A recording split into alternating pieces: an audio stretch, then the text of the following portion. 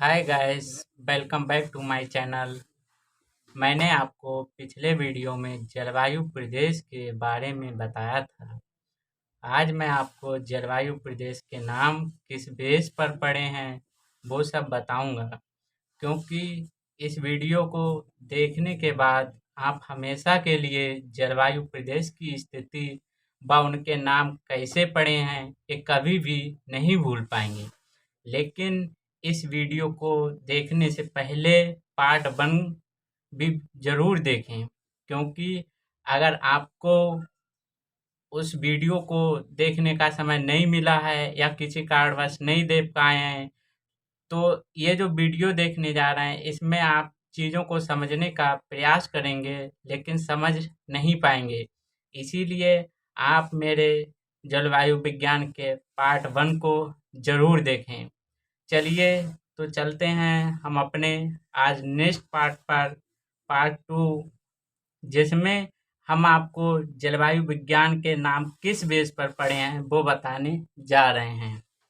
तो सबसे पहले हमने आपको पिछले वीडियो में एक डायग्राम बनाया होगा जिसमें पृथ्वी बनाई थी और पृथ्वी को एक भूमध्य रेखा के द्वारा दो भाग में बांटा था। एक दक्षिणी गोलार्ध था और एक उत्तरी गोलार्ध था। तो मैंने आज आपको दक्षिणी गोलार्ध और उत्तरी गोलार्ध के बारे में पहले बता चुका हूँ कि चाहे उत्तरी गोलार्ध को पढ़ लीजिए या दक्षिणी गोलार्ध को पढ़ लीजिए, किसी एक को पढ़ लेने के बाद में हम पूरी पृथ्वी के बारे में बहुत अच्छे से जान सकते हैं। यहाँ पर मैंने आपको समझाने के लिए उत्तरी गोलार्ध का यूज करना चाहा है, उसको बताना चाहा है। इसीलिए सर्वप्रथम मैंने विश्व का मैप बनाया है। इस मैप की कोई भी स्थिति अक्षांश के अकॉर्डिंग नहीं हो सकती है, क्योंकि मैं भविष्य में आगे जब वीडियो आपको बनाकर पढ़ाऊँगा तो उसमें हर देश की अक्षांश स्थिति, देशांश स्थिति जो भी रहेगी उसको बहुत अच्छे से बताऊँगा। लेकिन आज मेरा उद्देश्य सिर्फ़ और सिर्फ़ किस जलवायु का नाम मानसूनी या चीनतुल या भूमध्य सागरीय क्यों पढ़ें, कैसे पढ़ें? तो चलिए चलते हैं हम अपने टॉपिक पर। ये उत्तरी गोलार्ध की हम बात कर रहे हैं, यहाँ पे लिख दे रहे हैं उत्तरी गोलार्ध।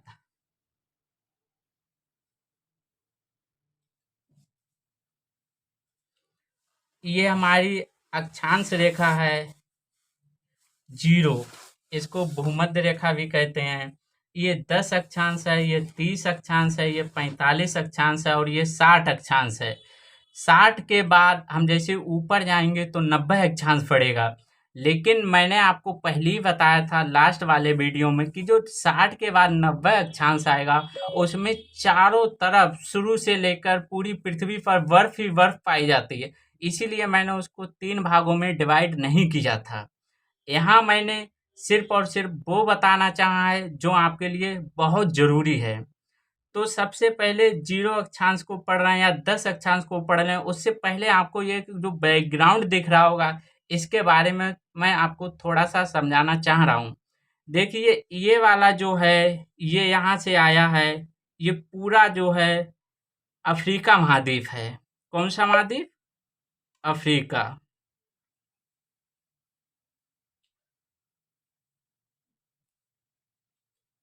और ये जो है ये लाल सागर है, ये फारस की खाड़ी है और ये जो है ये यूराल पर्वत है। इस डायग्राम में आपको 3 महाद्वीप का चित्र दिख रहा होगा। पहला अफ्रीका महाद्वीप हो गया, दूसरा यूरोप महाद्वीप हो गया और तीसरा एशिया महाद्वीप हो गया।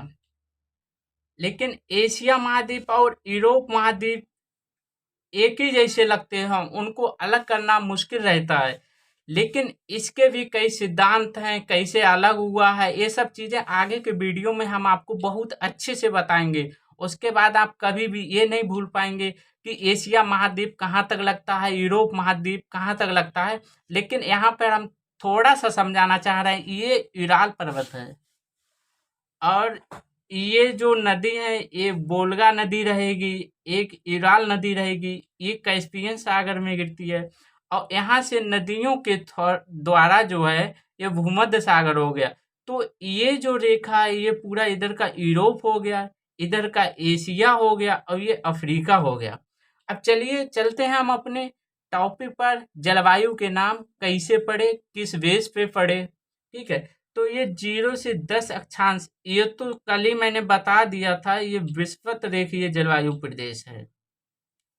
और विषुवत रेखीय जलवायु प्रदेश की एक समानता ये रहती है या एक उसका पॉइंट ये रहता है कि उसमें वर्ष भर और सभी जगह समान तापमान पाया जाता है। कहीं भी तापमान में अनिश्चितता नहीं पाई जाती है और तापमान बराबर होने की वजह से वाष्पीकरण हर जगह बराबर होता है, जिसके कारण वर्षा हर जगह बराबर होती है।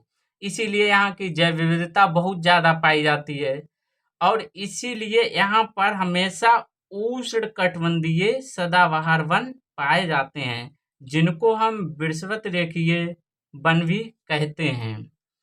और भी चीजें पाई जाती हैं यहाँ पे, कौन से वृक्ष पाए जाते हैं, कौन सी फसलें पाई जाती हैं, किस चीज की जैव विविधता, कौन सी मक्खियाँ या कौन सी घास हैं। अगर ऐसी कुछ भी चीजें पाई जाएंगी तो वो हम आपको नेक्स्ट वीडियो में ऐसे पढ़ाएंगे। भूमध्य रेखीय वन या चीन तुल्य, मतलब जो है इसमें जो आएगा, समशीतोष्ण वन आ रहे हैं या उपोष्ण वन आ रहे हैं, जो भी आ रहे हैं हम आपको बहुत अच्छे से पढ़ाएंगे।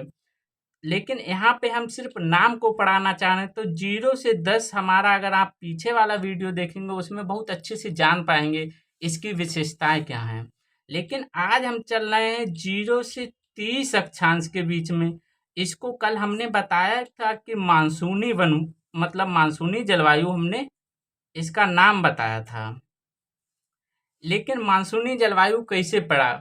देखिए, ये आपको इंडिया का मैप दिख रहा है। हम पहले भी बता चुके हैं, यहाँ मैप बनाने का मतलब कलाकारी नहीं है, सिर्फ आपको चीजें समझाने का है। इसीलिए बहुत छोटे सी चीजों को बनाकर हम समझा रहे हैं। ये इंडिया है और इंडिया में आप देखते होंगे हमेशा जो वर्षा होती है वो मानसूनी पवनों की तरह होती है, मानसूनी पवन की वजह से होती है, तरह नहीं होगा। और आप जानते होंगे हमेशा गर्मी में होती है। गर्मी में कब होती है? जब पूर्वा पवन बहुत चलती है। तो कल हमने आपको बताया था कि पूर्वा पवन की वजह से जो मानसूनी जलवायु होती है उसमें वर्षा होती है। इसीलिए हमारे जो भारत है उसमें वर्षा कब होती है? ग्रीष्म ऋतु में होती है, मानसूनी पवन की वजह से होती है। और भारत की स्थिति मतलब जो है स्टार्ट तो 8 से हो जाती है, लेकिन मोटा मोटा जब देखेंगे तो 10 से 30 के बीच में पाया जा रहा है। पहुंचने का तो आप 37 अक्षांश 6 मिनट तक पहुंच जाएंगे। लेकिन जलवायु प्रदेश के अकॉर्डिंग हम सिर्फ आपको समझाना चाह रहे हैं। अक्षांश कितनी है क्या नहीं है वो चीज अलग टॉपिक रहेगा, उसके बारे में हम आपको अच्छे से बताएंगे। ये 0 से 30 के बीच में भारत की स्थिति पाई जाती है और भारत में बरसात मानसूनी जलवायु की वजह से होती है, इसीलिए इसका नाम जो है मानसूनी जलवायु पड़ गया। अब 30 से 45 के बीच में जाएंगे, ये एरिया पूरा चाइना का पड़ता है, इसीलिए इसका नाम जो है चीन तुल्य जलवायु प्रदेश पड़ गया। इसकी विशेषता क्या रहती है? यहाँ पे उपोष्ण वन पाए जाते हैं, उपोष्ण कटिबंधीय वन पाए जाते हैं और यहाँ पे मानसूनी वन पाए जाते हैं। मानसूनी जलवायु है, मानसूनी वन है। यहाँ पे कौन से वन पाए जाएंगे? उपोष्ण कटिबंधीय वन। अब जैसे ही हम 45 से 60 पे चलेंगे तो 45 से 60 के बीच में हमने आपको जो बताया था वो था लॉरेंसियन जलवायु। तो इसको आपको ध्यान रखना होगा। हो सकता है यहाँ पे कोई ऐसा चीज हो जिसको शायद मैं नहीं समझ पाया हूँ या नहीं पढ़ पाया हूँ, इसलिए इसका नाम नहीं जान पाया हूँ। अगर मुझे मतलब कभी भी पता चलेगा या मैं पढ़ने के बाद मैं समझ पाऊंगा तो मैं तुरंत जब भी वीडियो बनाऊंगा उसमें बता दूंगा। अब मेरे जो है 3 चीजें ये क्लियर मैंने आपके लिए कर दी हैं। एक 0 से 10 की तो कोई बात ही नहीं रह जाती है। 10 से 30 में कौन सी जलवायु है? मानसूनी। 30 से 45 में कौन सी है? चीन-तुल्य है। क्यों पड़ा है? चाइना की वजह से। मानसूनी क्यों पड़ा? इंडिया की वजह से। ये रसिया का क्षेत्र पड़ जाएगा लॉरेंसियन। ये द्वीप है, ये इधर प्रशांत महासागर पड़ेगा, वो चीजें अलग रहेंगी। जब हम आपको एशिया पढ़ाएंगे तब इन सब चीजों के बारे में, द्वीप के बारे में, कौन सी खाड़ी है, ऊपर कौन से मतलब सागर पाए गए हैं, उन सब चीजों के बारे में बताएंगे, कौन कौन से देश हैं। अब चलिए हम चलते हैं 10 से 30 के बीच में महाद्वीप के पश्चिम में। देखिए, ये जो डायग्राम है, ये किसी भी डायग्राम जो है, ये डायग्राम इसको किसी भी महाद्वीप पे आप लागू कर सकते हैं। जैसे अफ्रीका महाद्वीप पे आप लागू करेंगे तो अफ्रीका महाद्वीप से 3 अक्षांश गुजर रही हैं। कर्क रेखा, भूमध्य रेखा, मकर रेखा। तो वहाँ पे ये वाला रूल लागू होगा। महाद्वीप के पूरब में मानसूनी रहेंगे, पश्चिम में जो है मर्दतुल्य रहेंगी और सदाबहार वन भी पाए जाएँगे। लेकिन मैंने किस इन सब के नाम कैसे पड़े, इस चीज़ को बताने के लिए मैंने 3 महाद्वीप का यूज़ किया है। अब आप आ जाएँगे, अफ्रीका महाद्वीप है ये और इसकी स्थिति 10 से 30 अक्षांश के बीच में है। तो अफ्रीका में आप जान रहे होंगे कि यहाँ से एक मरुस्थल पाया जाता है जिसका नाम है सहारा मरुस्थल। मैंने आपको कल ही बताया था कि 10 से 30 अक्षांश जो है, उसमें जो मरुस्थल पाए जाते हैं, सर्वाधिक मरुस्थल पाए जाते हैं, इसीलिए इसका नाम जो है मरुस्थलीय जलवायु प्रदेश पड़ा था। तो आज आपको हम बता रहे हैं कि मरुस्थलीय जलवायु क्यों पड़ा है, क्योंकि अफ्रीका महाद्वीप देखेंगे उसमें पश्चिम की साइड जो है 10 से 30 में सहारा मरुस्थल पाया जा रहा है और सहारा मरुस्थल की वजह से ही मरुस्थलीय जलवायु मतलब कहते हैं। जबकि जलवायु जैसे हम भारत के परिप्रेक्ष्य में देखेंगे तब राजस्थान में थार का मरुस्थल है, वो भी पश्चिम में पड़ जाता है, उसकी भारत की भी स्थिति 10 के 30 में है। तो अगर कभी भारत के परिप्रेक्ष्य से देखेंगे तो भारत को भी हम इन जलवायु प्रदेश में डिवाइड कर लेंगे, अफ्रीका को भी कर लेंगे, यूरोप को भी कर लेंगे, एशिया को भी कर लेंगे, दक्षिण अमेरिका को भी कर लेंगे, उत्तरी अमेरिका को भी कर लेंगे और ऑस्ट्रेलिया को भी कर लेंगे। और अंटार्कटिका की तो चीज़ें छोड़ दो, वहाँ तो बर्फ ही बर्फ रहता है। लेकिन जैसे यहाँ मरुस्थलीय जलवायु प्रदेश है, कल हमने आपको बताया था, आज देखिए मैप से आपको क्लियर हो रहा है कि यहाँ मरुस्थलीय क्यों बोला जाता है। ये चीज़ हर जगह होता है। आप जैसे उत्तरी अमेरिका या दक्षिणी अमेरिका को पढ़ेंगे तो उनके भी महाद्वीप के पश्चिम में मरुस्थल पाए जाएंगे, ठीक है। इसीलिए इसका नाम जो है मरुस्थलीय जलवायु प्रदेश पड़ा है।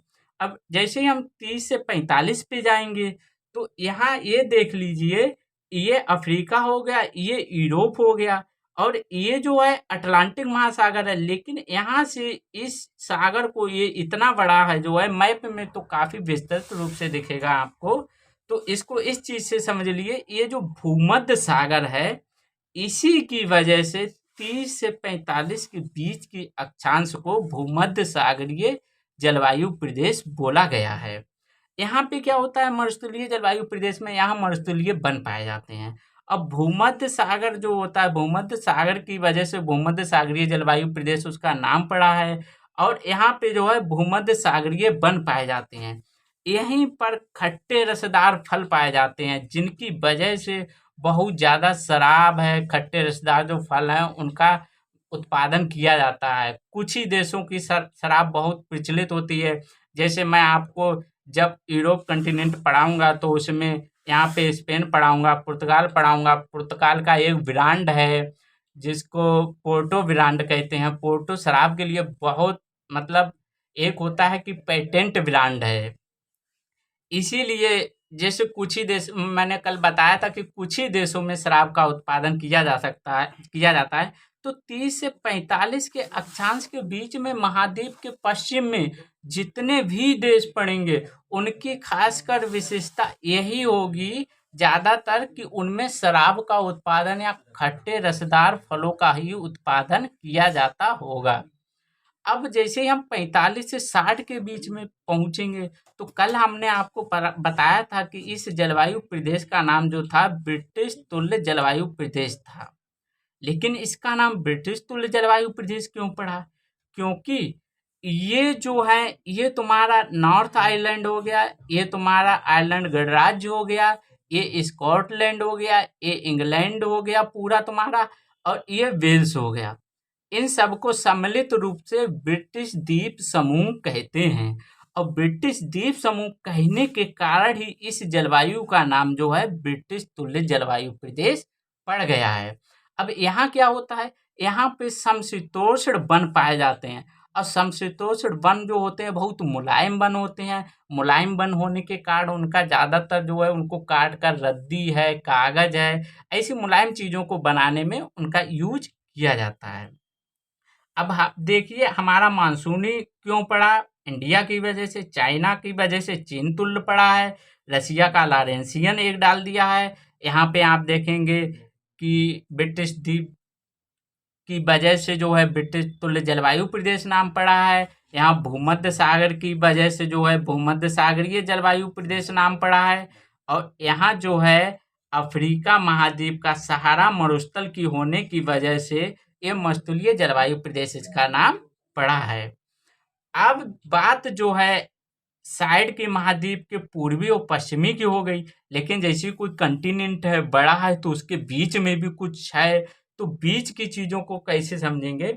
देखिए ये है अफ्रीका महाद्वीप, और अफ्रीका महाद्वीप में दो देश पाए जाते हैं, एक उत्तरी सूडान, एक दक्षिणी सूडान। तो उत्तरी सूडान यहाँ पे मान लीजिए, दक्षिणी सूडान यहाँ पे मान लीजिए। इन्हीं दोनों को सम्मिलित रूप होने की वजह से इस जलवायु प्रदेश को हम जो है सूडान या सवाना के नाम से जानेंगे। इसीलिए कल हमने आपको बताया था कि सूडान जलवायु प्रदेश हो गई या सवाना। तो सूडान क्यों पड़ा है, क्योंकि अफ्रीका में जो दो देश पाए जाते हैं, उत्तरी सूडान, दक्षिणी सूडान, उन दोनों की वजह से इसका नाम जो है सूडाना जलवायु प्रदेश पड़ा है। यहाँ की विशेषता क्या होती है कि यहाँ पे उष्ण कटिबंधीय घास के मैदान पाए जाते हैं, लेकिन विषुवत रेखीय जलवायु प्रदेश के निकट होने के कारण ये जो उष्ण कटिबंधीय घास के मैदान होते हैं, इनमें कहीं कहीं वन भी मिलने लगते हैं। इसीलिए ये थोड़ा संक्रमण इकोटेन एरिया बोला जा सकता है। अब जैसे हम 30 से 45 महाद्वीप के बीच की बात करते हैं, तो यहाँ का नाम आपने जो है स्टेपी जलवायु, स्टेपी जलवायु। अब इसका जो है इसका भी नाम, थोड़ा दो चीजों का नाम आपको सही से याद रखना होगा, स्टेपी और लॉरेंसियन। स्टेपी का क्या है, इसकी विशेषता ये है कि यहाँ समशीतोष्ण घास के मैदान पाए जाते हैं। देखिए एग्जाम के पर्पज से 4 अक्षांश जो है उनको जलवायु प्रदेश है उनको बहुत अच्छे से याद रखना होगा। पहला भूमध्य सागरीय, दूसरा उष्ण कटिबंधीय क्षेत्र ये वाला है, इसको विषुवत रेखीय वन जो बोलते हैं, उष्ण कटिबंधीय सदाबहार वन इसमें पाए जाते हैं। पहला भूमध्य सागर, दूसरा 0 से 10 जो है विषुवत रेखीय, तीसरा 10 से 30 महाद्वीप के बीच में जो है उष्ण कटिबंधीय घास के मैदान, और चौथा स्टेपी जलवायु जिसमें समशीतोष्ण घास के मैदान पाए जाते हैं। अब इनकी विशेषता इसकी तो मैंने बता दी, यहाँ खट्टे रसदार फल पाए जाते हैं, बहुत क्वेश्चन बनता है यहाँ से तो हमेशा बनता ही रहता है, क्यों यहाँ पे रबड़ है, बांस है, नारियल है, महोगनी है, एबोनी है, बेंत, ये सब इस प्रकार के जो है वृक्ष पाए जाते हैं। तो कोई भी ऑप्शन में दे देगा आपको और पूछ लेगा ये वृक्ष कहाँ पाए जाते हैं। हालांकि मैं इन वृक्ष के बारे में नेक्स्ट वीडियो में आपको अच्छे से लिखाऊंगा भी और बताऊंगा भी, लेकिन जो स्टेपी जलवायु है इसकी विशेषता ये है यहाँ समशीतोष्ण घास के मैदान पाए जाते हैं। अब इसकी एक विशेषता ये बहुत अच्छी है कि यहाँ ये जो घास होती बहुत मुलायम होती है, ये पशुओं के लिए बहुत खाने में बहुत अच्छी लगती है, जिसकी वजह से यहाँ पशु का जो है पालन बहुत ज़्यादा होता है। जब पशु का पालन बहुत ज़्यादा होता है, इस वजह से वहाँ मांस का भी उत्पादन बहुत ज़्यादा होता है। दूसरी खास बात यह है कि यहाँ जो है ये जो समशीतोष्ण घास के मैदान होते हैं, यहाँ गेहूं का उत्पादन बहुत होता है, इसीलिए इसको विश्व के रोटी की टोकरी भी बोला जाता है। तो समझ गए आप कौन कौन सी इंपॉर्टेंट हैं, स्टेपी जलवायु, सवाना या सूडान जलवायु, विषुवत रेखीय जलवायु प्रदेश, भूमध्य रेखीय जलवायु प्रदेश।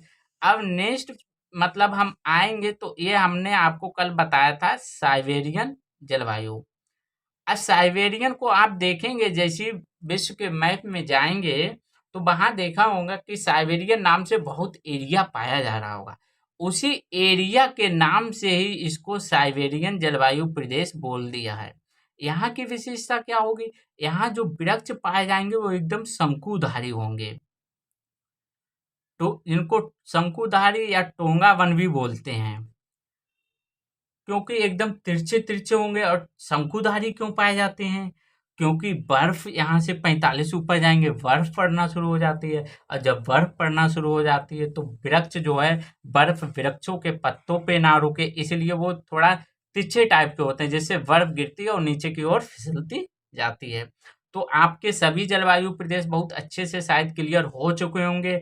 अगर क्लियर नहीं हो रहे हैं तो इस वीडियो को जितनी बार देखेंगे, जितनी बार आप इस डायग्राम को बनाएँगे, हो सके अगर आप बनाना चाहें तो वर्ल्ड का मैप ले लें, जिससे आप अगर अच्छे से अक्षांशों को तुमने डिवाइड कर लिया, तो क्या होगा कि जैसे ही भारत का आप अच्छे से 10 के और 30 के बीच में डिवाइड करेंगे, तो आप हमेशा जानेंगे भारत में मानसूनी जलवायु वजह से वर्षा होती है, तो हमेशा मानसूनी बोलेंगे। ऊपर चाइना पड़ता तो चीन तुल्य बोलेंगे।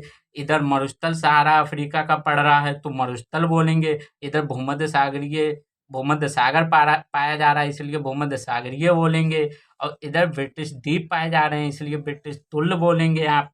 और यहाँ अफ्रीका के दो देश दक्षिणी सूडान, उत्तरी सूडान पाए जा रहे हैं, इसलिए सूडान या सवाना तुल्य जलवायु प्रदेश बोलेंगे। यहाँ पे स्टेपी जलवायु प्रदेश, समशीतोष्ण घास के मैदान। और ये रशिया का एरिया साइबेरियन जो होगा, यूरोप में भी जाता है और अब इसमें एशिया में भी जाता है। और अगर मैं थोड़ा कंफ्यूज हूँ, अगर यूरोप एशिया किसी में अगर नहीं भी जा रहा होगा, तो मैं नेक्स्ट वीडियो में सबसे पहले इसी चीज़ का सुधार करूँगा। लेकिन तब तक के लिए आप नाम कैसे पढ़ा है इस चीज़ को अच्छे से जान लीजिए। साइबेरिया जो है उसी के बेस पर साइबेरियन जलवायु प्रदेश पड़ा है। अब नेक्स्ट वीडियो में हम आपको अपने पीसीएस मित्रा जो चैनल है उस पर पार्ट 3 अपलोड करेंगे, जिसमें आपको बताया जाएगा कि 0 से 10 में कौन से वृक्ष पाए जाते हैं, कौन सी मृदा पाई जाती है, और 10 से 30 में कौन से वृक्ष हैं, कौन सी मृदा है। ऐसी हर एक अलग अलग चीज़ों के बारे में बताते हुए हम जो है आपको पूरे बहुत अच्छे से जलवायु प्रदेश क्लियर करा देंगे, जिससे भविष्य में आप जितने भी एग्ज़ाम्स देने जाएँगे, तो आई होप उन एग्ज़ाम को बहुत अच्छे से और बहुत शीघ्र और एक एटीट्यूड के साथ कर पाएँगे। Thank you for watching.